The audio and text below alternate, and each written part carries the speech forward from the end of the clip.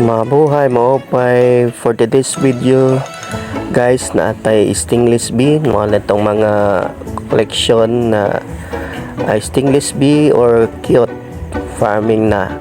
So nag-collection ta ni para sa ato ang coming na project, no, ang stainless bee or cute. So, nako kaning benepisyo sa atong mga tanom. Siya ang mag-pollinate sa atong mga tanom, no, sa mga bulak, sa atong mga gulay o sa mga prutas. Kani siya. So bawal lang ni siya maghaling ka sa duol o mag-spray og mga chemical. Ang benefit ani dako kani sayang ani na po yang pollen. So guys, mo na tong update nato sa atong stainless bee. Kani di ang cute or stainless bee mo ning main pollinator sa atong mga bulak. So kung namoy makita nga stainless bee or cute, anyo hilapti, anyo susugi, nagsaba lang mo. Kaya ignak ko kung gusto ninyo nga may balaan sa pagpuhi ana. So nindot kini sa mag-pollinate kay gagmay man kuno siya. So musulod-sulod gid sa ilalom sa imong mga bulak, no, sa mga gulay.